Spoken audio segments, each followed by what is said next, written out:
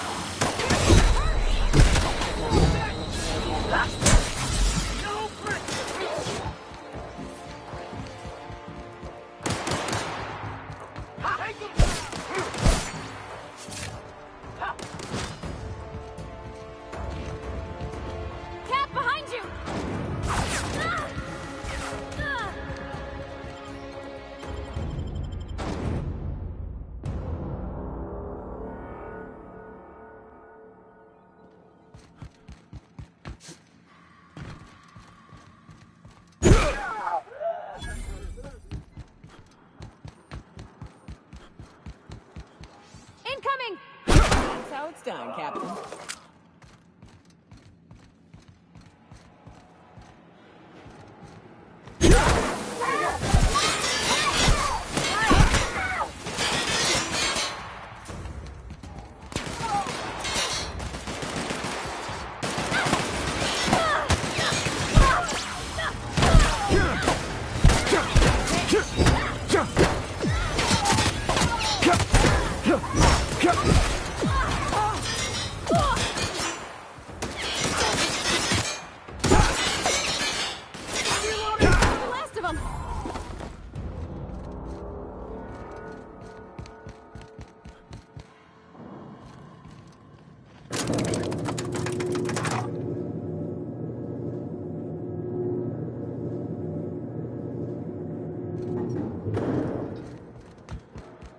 Get in there, troops.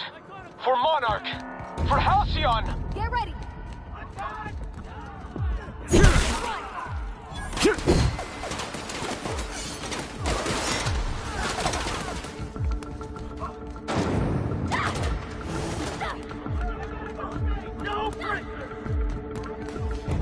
Bring him down!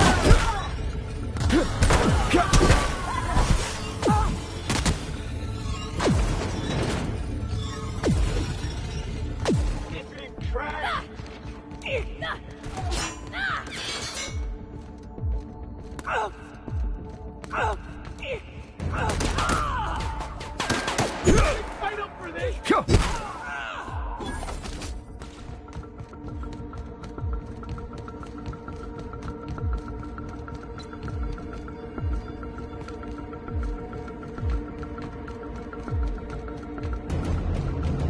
Incoming. Take him down!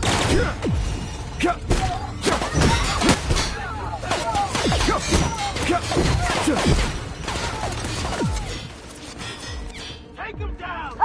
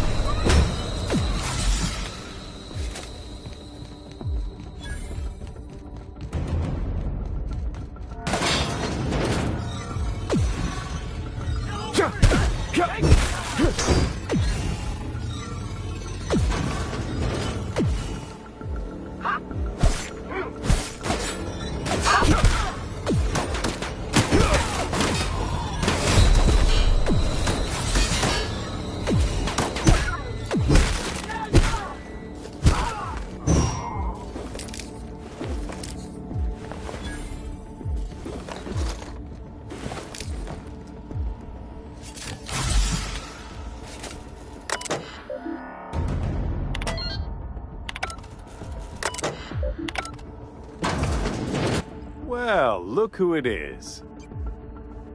I had heard. The captain. Keep talking. You'll be smelling up. When you. It's a wonder what. Let me ask. We're helping, which is. I. You.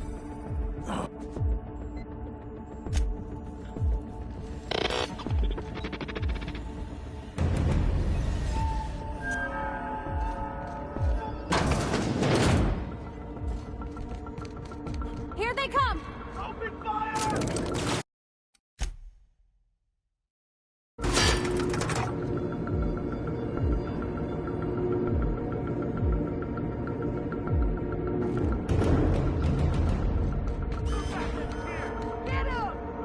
Someone's coming.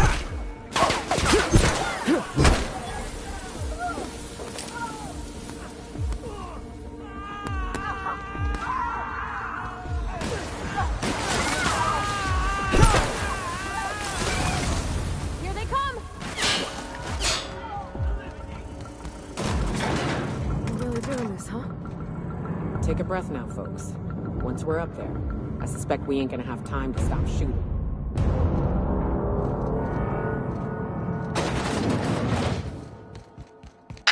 Captain, you have an uncanny talent for complicating my life.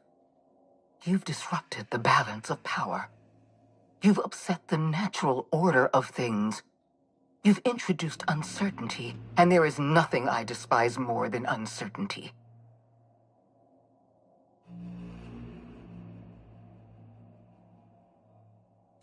I'm afraid I can't do that.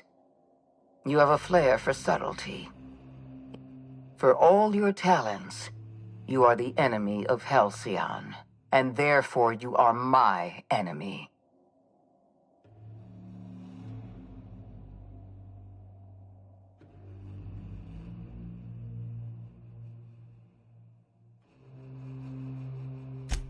You make a nuanced and compelling argument. Here's my rebuttal. No. Dr. Wells is being held in my custody.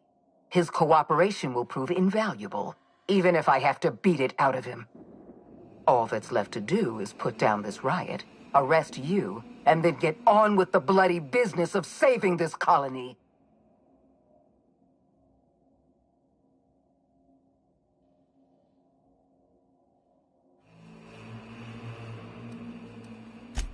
Fair enough.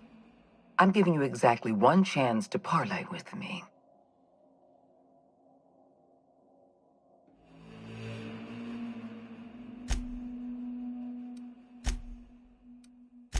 Yes, I'm quite...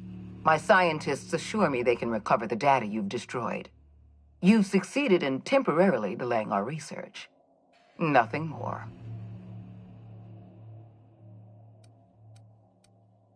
That isn't true. It can't be. You're trying to manipulate me. That experiment... Damn you. You are telling the truth. My scientists have been lying to me, and I was stupid. We're going to have... You were all... This prison is equipped. And don't worry. I will inform Dr. Wells that you died heroically, or something.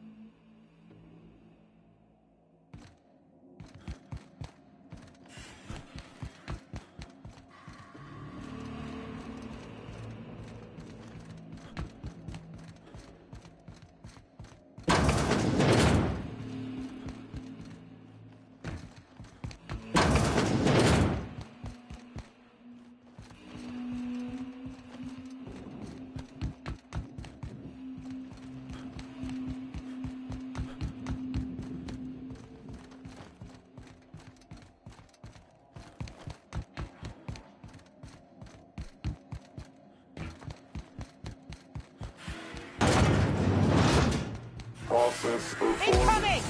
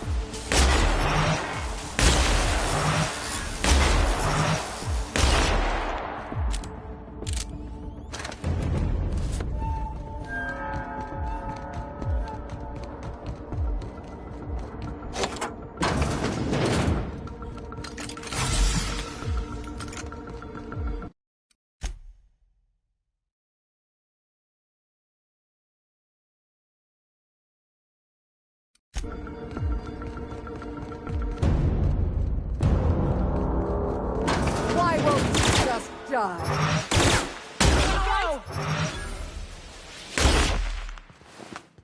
Get me out of here!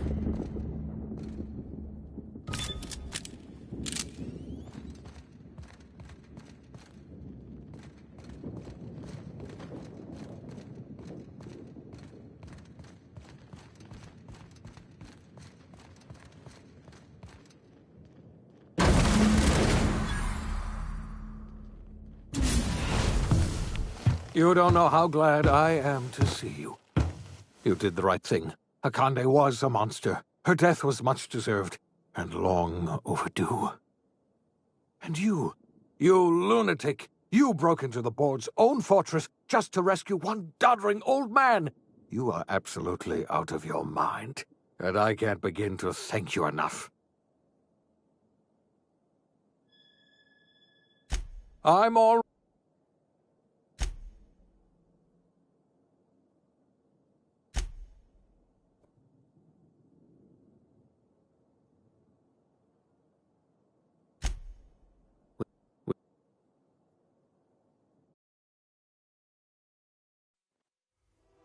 The OSI teaches that everything in the universe happens according to the grand plan. But the stranger that arrived in Halcyon was an unplanned variable. From the moment he landed in Emerald Vale, his actions altered the course of history.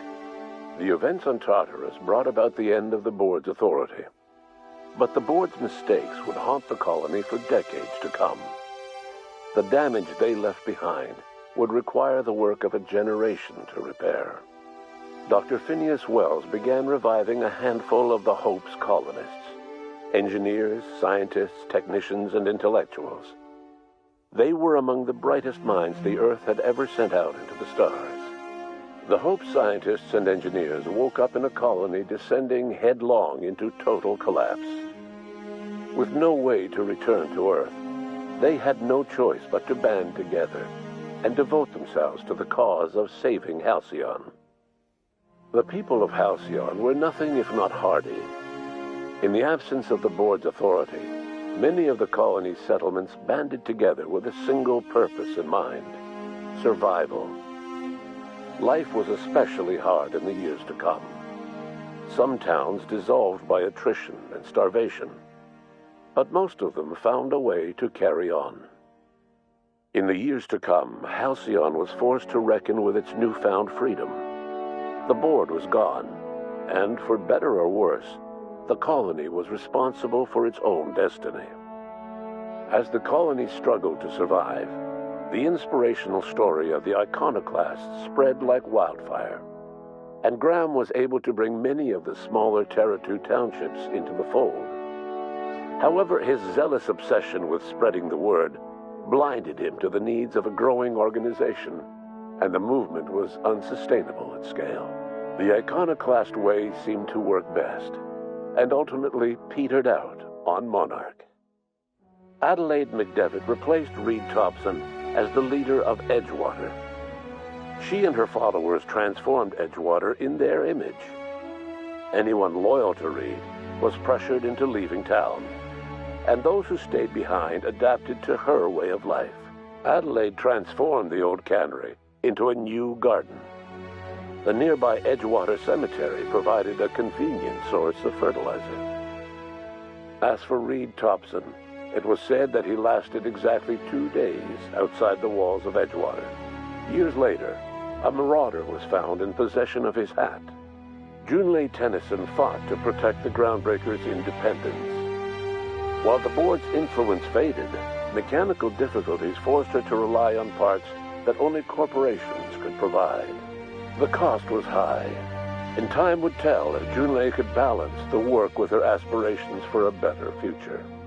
The rediscovery of the Hope and the abandonment of the lifetime employment program forced Byzantium to come to terms with some uncomfortable realities about the state of Halcyon. While Byzantines were reluctant to surrender the luxuries they'd grown accustomed to, the board's diminished authority gave them little choice in the matter. Nearly everyone had to learn to make do with less. Some even had to get jobs. It was a dark time indeed. Even the Gorgon asteroid, though a distant enigma to most of Halcyon, felt the aftershocks of your actions. The Gorgon project created divisions among Wells' newly awakened scientists. Many wanted to let the facility and its failures rot, but others saw an opportunity to improve the work of the original scientists, and perhaps the lives of Halcyon's masses. Minnie Ambrose made a compelling case for the benefits of an improved Adrenatime formula, one that could reinvigorate Halcyon's exhausted, malnourished workforce as they fought for survival in a new and uncertain world. She led the project, committed to reasonable schedules and honest reporting. In spite of everything, the Gorgon asteroid remained a sobering reminder of the potential for progress and disaster in humanity's most ambitious efforts. The Rizzo's company in Halcyon dissolved after the collapse of the board. Needless to say, the launch of Spectrum Brown was indefinitely delayed. A stockpile of Spectrum Brown remains buried deep beneath the ruins of the old distillery, abandoned to time and attrition. With the dissolution of the board, Ruth Bellamy found herself without the two constants in her life: Byzantine culture and her sister Belinda. In the face of this new reality, she struggled to find a direction for her life. The colony had moved on from Halcyon Helen and would require new heroes in the years to come. And so Ruth Bellamy decided it was time to exit stage left. She quietly disappeared from public view. The dissolution of the board did not mean the dissolution of the ambitions of Cedric Kincannon, the charismatic leader of Sublight Underground. Cedric offered Slugs transportation services to the newly thawed colonists, and set to work ferrying resources and food wherever they were most needed. For better or worse, slug headgear became fashionable in the following years. As the board began to disintegrate, Spencer Woolrich found himself at a crossroads. Cling to what little stardom remained to him, or help usher Halcyon into its new future. To the surprise of many, perhaps himself most of all, Spencer chose the latter option. Having learned a variety of different skills in the many different roles played throughout his lengthy career, Spencer founded a radio serial dedicated to staying alive despite the odds. His subjects included how to survive violent encounters with only grazing wounds, dispense pithy one-liners for tense scenarios, and, of course, how to look good doing both. After a brief attempt at dating Helen as one person rather than two, which both Bertie and Helen found too strange, Bertie struck out on his own to try his hand at raising woolly cows. Many of his former Rangers teammates soon followed, accompanied by the woolly cow the team had originally plied with alcohol. The dairy farm thrived under Bertie's leadership and care. The Dairy Rangers privately believed that the woolly cows softened Bertie's temper considerably, although the only one brave enough to say this to his face was promptly headbutted. Though Parvati eventually grew comfortable aboard the Unreliable, she never quite came out of her shell, and she often wished aloud that her dad was still alive to teach her about the finer points of starship care and maintenance. While the colony fell into chaos, she found an island of relative peace with Ada, and they formed an unusual bond.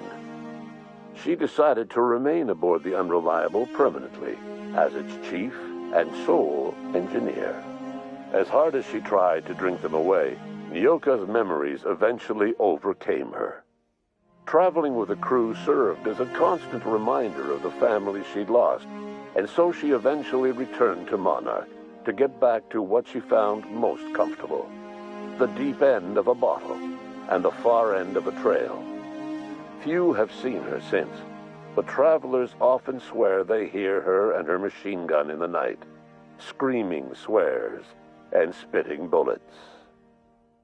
Before his untimely death, Captain Alex Hawthorne had plans to restore and modify, for combat purposes, a sanitation and maintenance automechanical that he'd found in a state of disrepair in Emerald Vale's scrapyard. That unit remains broken down and forgotten in the Unreliable supply closet to this day. Minister Clark was released from house arrest, and his contact with you gave him a sense of renewed purpose and vigor. Once it became clear that no help would be coming from Earth, he threw his considerable efforts and talents into helping Halcyon manage the crisis before it. Chairman Rockwell served as the public face for the changes in Halcyon to come. Whenever you needed strings pulled or a voice to sell a policy change, Rockwell was only too happy to oblige. As for Dr. Phineas Wells, he spent his remaining years in his orbital lab. Though he was always haunted by the failures of his past, he was determined to make things right by building toward the future. Dr. Wells was able to revive many more scientists and engineers than he first expected, thanks to the additional batch of chemicals you stole from the Ministry. Wells never forgot about the human lives that were lost in acquiring these chemicals. The revival project was hard and painful work, but in the end, despite limited resources, over half the Hope's colonists were successfully revived. Even after Wells passed away, the Hope scientists and engineers worked night and day to pull Halcyon from the brink of collapse. Their efforts continue to this day, which may be reason enough for optimism. Dr. Wells laid the groundwork for the project to save the colony, but he would never live to see the fruits of his labor. He passed away a few years later, His work was carried on by the scientists and engineers he revived. Life will never be the same in Halcyon. It is widely agreed that the colony has a chance of stabilizing within a generation, owing to the hard work and determination of the surviving colonists. Recovery is a distant goal, and the path is long and uncertain. But the people of Halcyon carry on, determined as ever. And what about you, the unplanned variable in the history of Halcyon? You brought an end to the chaos on Tartarus, and made Chairman Rockwell your own puppet, a role he was all too eager to play. The colony never realized you were the true power behind the new administration.